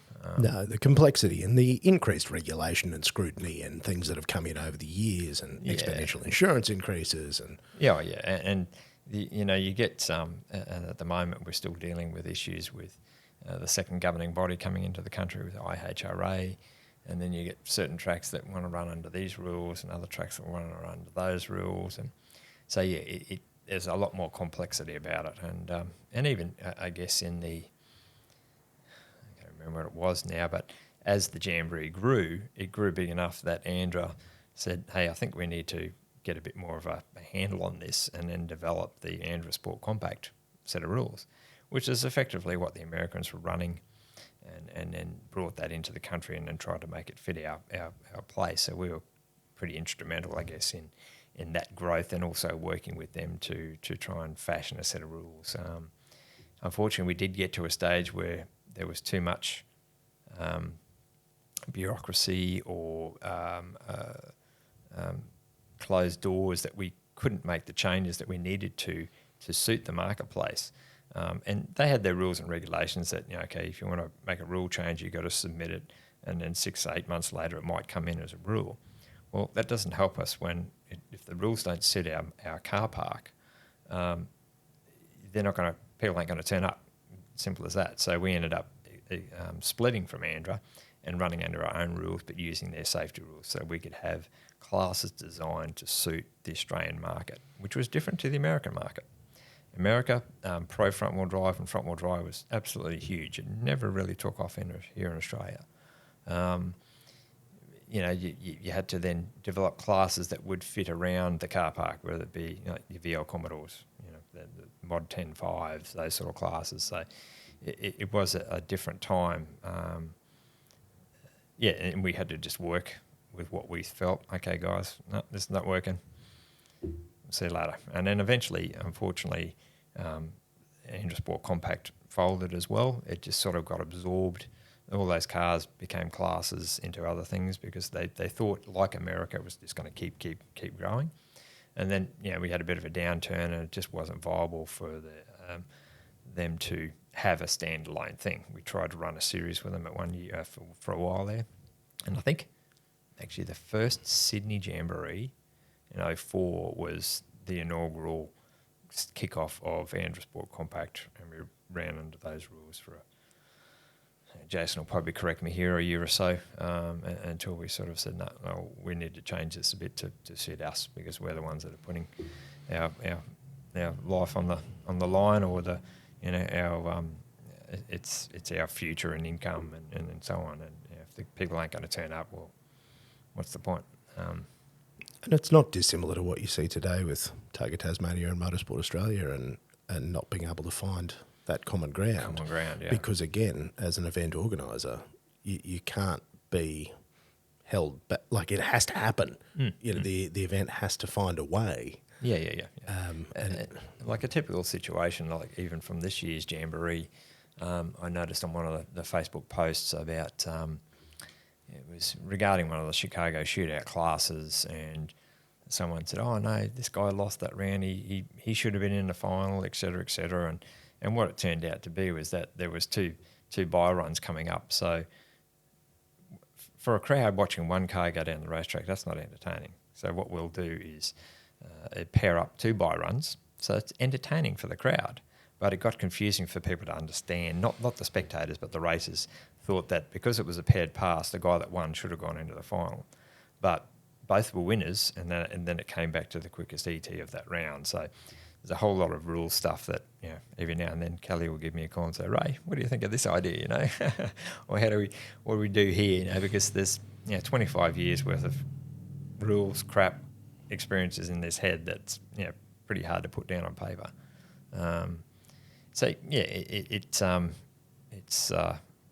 It's been a wild time.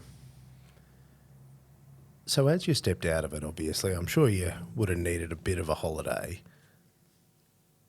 When you wound out, obviously, you've kept yourself in touch. That's obviously, as you said, part of the understanding is that as the internal Wikipedia article of Jamboree, you're still available for for these sort of things. Did you continue to attend, or did you give it some space? Oh no, I've still went every year, and because it's in my blood. I've met so many lifelong friends, and that I still like to catch up with. Up there, the event just gone. I only came up for the Saturday, but every 20 metres I'm stopping chatting to people that I've known for years and years, and so great to catch up and see you're still up here. Yada yada yada. The year before, both Maxine and I raced. I've got an Audi S3, and she's got a 69 Volkswagen Fastback that she raced, and I think we raced maybe the year before that as well, but I've been every year. This year is actually the first year I haven't been both days since it actually started. So I had other things happening at home that we had to attend to. So, how did it feel going back that year after you handed over to Colin and Kelly?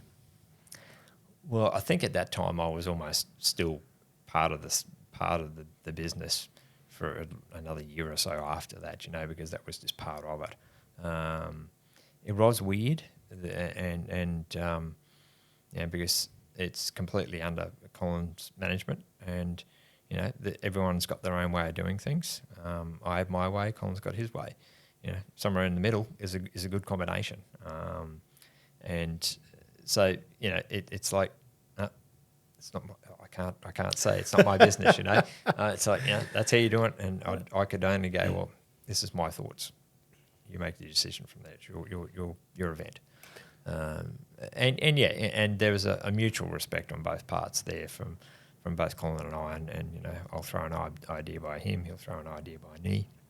We may not always agree, but we'll come out with a product that works. And you know, Kelly Betts is the mastermind behind the actual running of the event side of things. She does everything from the artwork to designing bloody brochures and talking to sponsors and and what have you. She's a graphic designer, so she's got those skills that she's doing an amazing job. I say that to her every year. Because it's a big legacy to take on as well. How did they find shouldering that? Was that something that got much thought? Because I guess he'd come in early enough that it probably felt reasonably organic, I guess. Yeah, to a certain extent, yeah. You know, and a lot of people say, "Oh, Jamboree's not the same without you there, Ray." But that's because it's 5 years down the track. The world's changed. You know, the events that we used to run, I don't think you could run them now because you wouldn't have the people. So times are different. So it's all right to go, you know, I want to go back to the old days. That doesn't mean that the new days aren't being run right.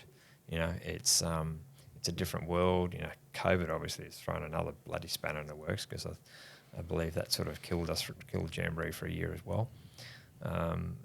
And yeah, and then all the hoops we had to even that they had to jump through to even get that stuff happening. Like, oh no, we're not taking tickets at the gate anymore. You know, all these other things that just, you know, it's not hard enough to run an event as it is, and then you got to deal with all that sort of stuff. It's different world. Wild. I'm sure that the pleasant nights of sleep around the event would have been nice. I got to tell you, I certainly do not miss the ridiculous copious amounts of hours that I used to put into it. But at that time also, I was sometimes juggling a full-time job as well as running this event. And Kelly works herself to the bone as well, and she damn well knows it. So, but she's got some good support behind her with Blaze and Colin and the team that her and Colin have put together. But she knows what it's like, and there's not many people out there that do. You know, like the likes of Ian Baker, who I know you've had an interview. He knows. As well. Yeah, Baker and I go back a long way, and he would often comment, Ray, you're probably the only person that understands this shit, you know. But Michael Gilbert Gupp is certainly way up there when it comes to running successful events as well. But again, a different demographic, a different marketplace.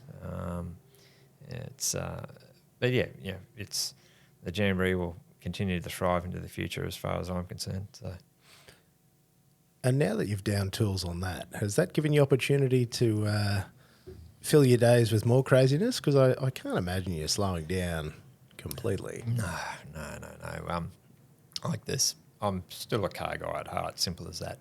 As I said, we've got a '69 Volkswagen Fastback. The Audi S3 that I'm driving now currently was purchased as a repairable write-off about 3 years ago now, I guess, and ended up having a bit more damage than what I anticipated, and I ended up it had a cracked sump which then spun a bearing. So it took me 7 months, but I removed the engine gearbox myself in my shed at home at Greenbank and rebuilt that engine from the ground up in my shed. And the people that know me on Facebook would have probably gotten sick to death of seeing all the frigging photos that I put up, but half the time I put them up so I can remember what the hell went where. There's things that got more time and change than you know what to do with. So, there's that, a couple of 380 SEC Mercs there for a while, and we've got daughter's cars to work on, and so on and so on. So there's always something going on.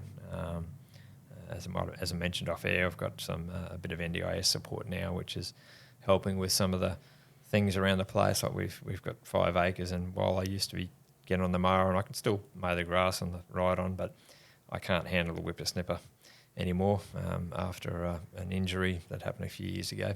And I don't know if you want to recap on that. Mate, I'd love to, because this story as well is a look. It's just an interesting reflection of our society's operations. Yeah. Well, the NDIS angle is a funny one. I've always been a guy that's said, no, we're just going to get on with life and do this. We're not there with a handout and that sort of thing. But it got to a stage where it was just getting a bit tough. So I thought, well, okay, we need to. And when you're aging with a disability, things tend to snowball as you get older, sort of thing. So, and with NDIS, you've actually got to be in the system before 60 or whatever it might be. Otherwise, you can't get in the system, kind of thing. Oh, really? Yeah. Just tough biggies. Yeah, well, there's a different system, but it's not NDIS. It's kind of a bit of an odd one. So yeah, and I applied for NDIS access and got knocked back, effectively saying that I wasn't disabled enough. And many of you out there will probably laugh when you hear that, but you got people behind a desk looking at a 2-page document that I filled out myself and thinking I'm doing the right thing, but found out later that it's grossly inadequate, and went down the path of talking back to the spinal unit where I spent quite a bit of time, and got them to went through and got a proper assessment done by a physio and OT and all that sort of thing. And a year and a half further down the track, after a second OT, we finally have got some home mods happening to make life a bit easier, to things like ramps and low threshold doors and easy access showers and so on. So, but yeah, it really compounded itself about 3 years ago, where I had a major fall and caused a decent sized egg on my forehead and caused what they call a fourth nerve palsy, which damaged the nerve that goes to the muscle on the top of the left eye, which controls rotation. So after the fall, effectively I could see double. That was nothing was changing it, and after a couple of weeks, it still hadn't changed. And so ended up seeing the eye specialist and found out what exactly was going on. And their fix was to detach the opposing tendon muscle at the bottom of the left eye, move it around, say 5 millimeters, and reattach it again, so that it wasn't overcompensating for the poor muscle at the top that wasn't working. And then this was an hour operation, and the next day took the eye patch off and I could see straight again within 90%-ish. So still on certain angles, the balance is pretty screwed, and so hence, I begrudgingly now have to use a walking stick to try and prevent myself falling over. I still have had falls since then, of course, but I've really got to try and manage that a bit more now. And I rely, because of the muscle wastage and nerve damage from the spinal injury, I rely very heavily on eyesight for balance. So without my eyes, I was screwed, So yeah, it's that's certainly taken its toll as the years have gone on. And yeah, there's only so much juice in the tank, and so much that my darling family will put up with from me hurting myself just trying to run this bloody event. So I owe really everything to that darling wife of mine, Maxine, and my 3 girls. Paige, who's currently over in Scotland, and Jazz and Chloe, our recent adoptee daughter kind of thing. She hasn't really been involved too much in it, but she's been a major part of our lives for the last 5 years. So, but the other 2, they certainly remember Jamboree. Probably not for all the good reasons, though. No, I was going to say there was no inspiration for them to fall down that rabbit hole, or they went, yikes, absolutely not. You know that emoji of that chick that sprays out the coffee when she laughs? That was almost me then all over your microphone. I can imagine Paige and Jazz, that'd be the furthest thing from their mind. Couldn't think of anything worse. No.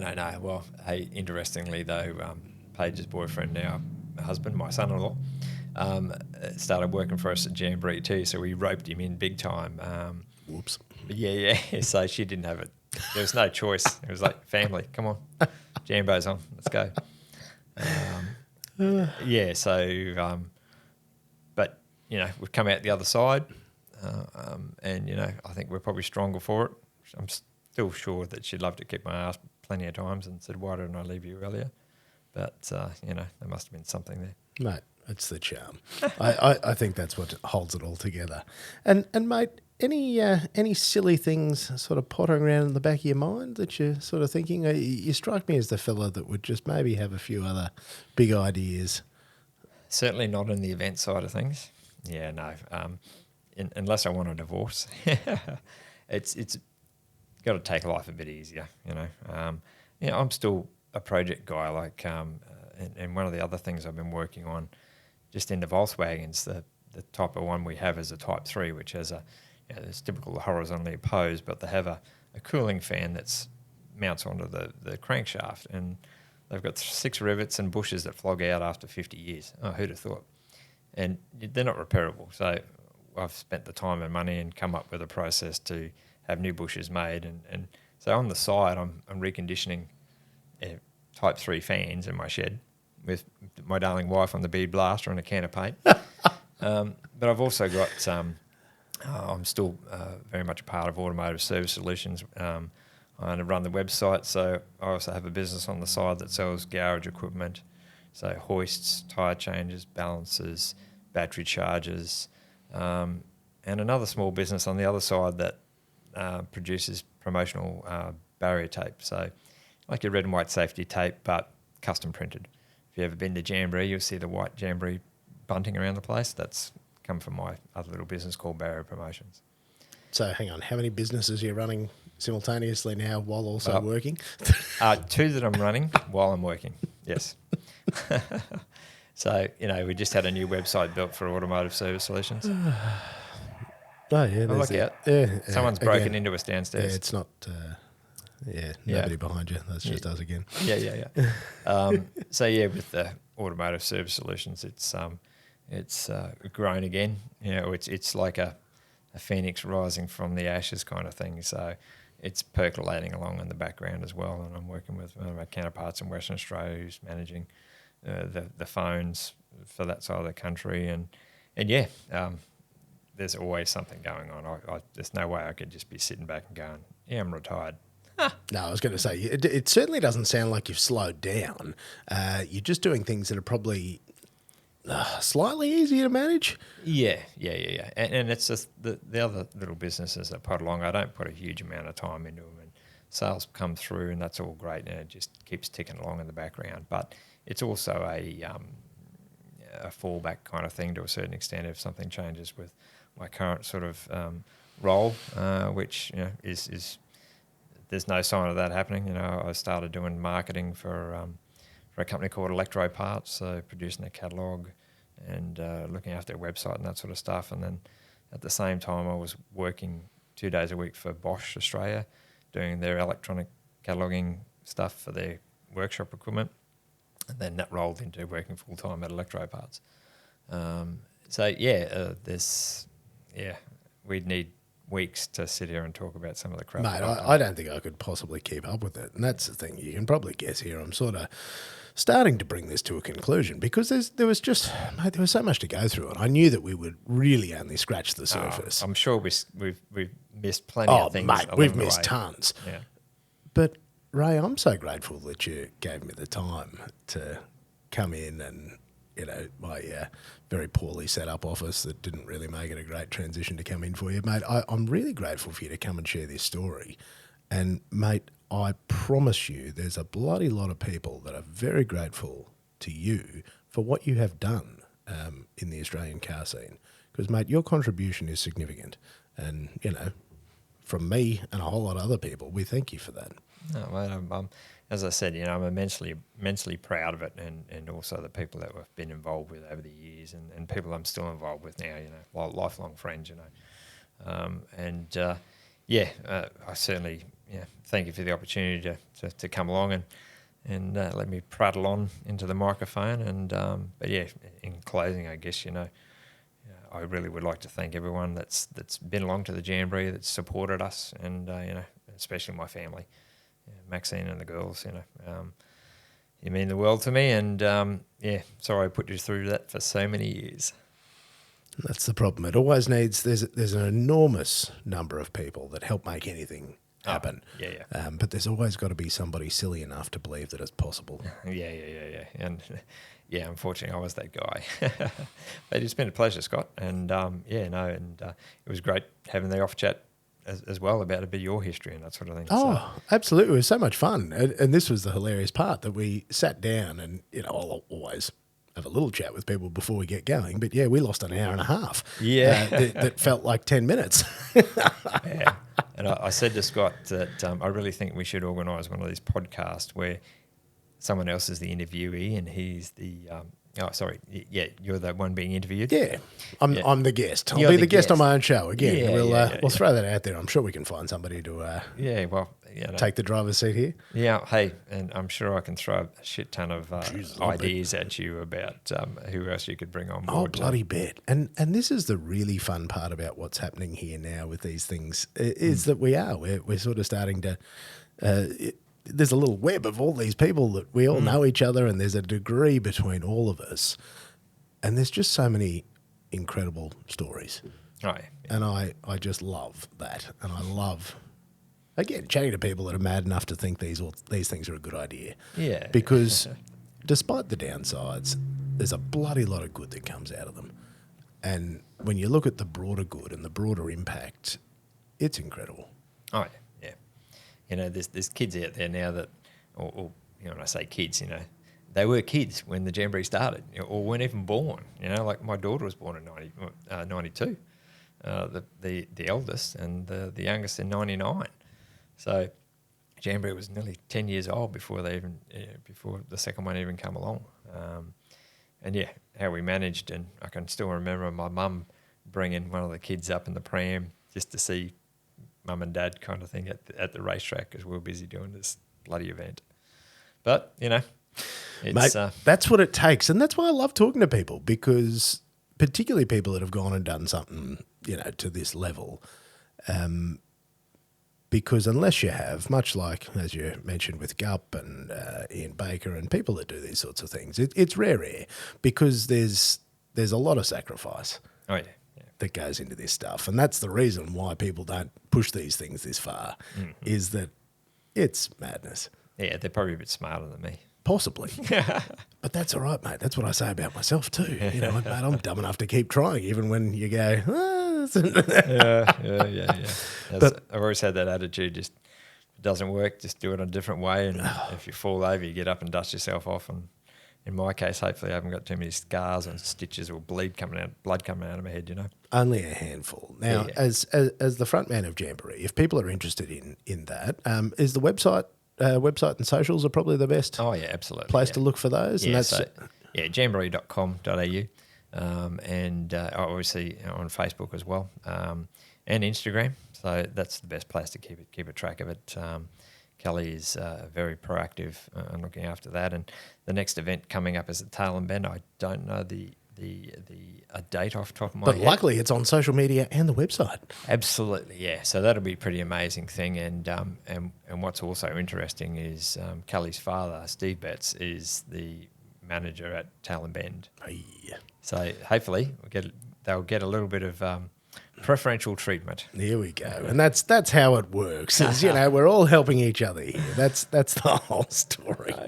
And mate, for your other things, and if people want to follow you as well, are you active on these channels? Can we follow you around the internet? Yeah, by all means. Yeah, well, obviously Facebook just under Ray Box, and then the automotive service solutions is efi.com.au. And the barrier tape business is barrierpro.com.au. Mate, that efi.com.au, geez, you must have bought that domain early. We actually bought it way back in the day, and I actually purchased it off a guy in Sydney, and it cost us $500 back in, I don't know, the 2000s or early 2000s or something like that. So it's a pretty good one, yeah. See, mate, the stories are endless here with you. We'd need chapters to get through this. You might have to write a book. I might have to start writing my memoirs down before I can't remember anything. Honestly, I think there's you're talking about this Jamboree history. I think there's a little thing here that probably needs to happen. We probably need, much like the Sex Spec Glory Days Facebook group. I don't know if you're a part of that one on Facebook, but I think there needs to be a J1 on, where people could throw in all the bits and pieces and some of the archive there. That'd be wild. Well, yeah, one of the things that we did from way back in the day is in 1992 we actually released a video, like VHS. We actually filmed the event, and it filmed every year up until 2012, 14-ish. We actually produced a DVD of the event that you could buy. So I'm not sure where they are when it comes to stock, but we actually had box sets, so you can go back and look at the stuff from back in the day. And bloody hell, that's an extraordinary database of information. yeah, that's also very far ahead of its time for a small event promoter. Oh yeah, at that stage. Yeah, 100%. And I think the first video, the 1992, was just like Kelly actually uploaded it to the YouTube channel, so a lot of that's there. And there's this corny picture of this dude sitting at a table with a flannel shirt, long hair, half a beard, with a paintbrush and some paint pots, and that's me. Go, oh, what am I going to do here? I was trying to design a poster. So here's this corny, bloody, almost like Keystone Cops kind of thing of me painting a poster kind of stuff. It's just the things you used to do back in the day. There's a bloody treasure trove out there, isn't there? Ah, yes. Embarrassing as all hell too most of the time. So. Well, Ray, I'll wind it up there because otherwise I can see us continuing to jump down rabbit holes. Oh, 100%. Mate, thank you so much. Thank you for coming on and thank you for sharing. And, mate, I look forward to following your adventures going forward. No, it's a pleasure, Scott, and all the best for the podcast in the future. Thank you, mate. For everybody listening, I'll catch you next time.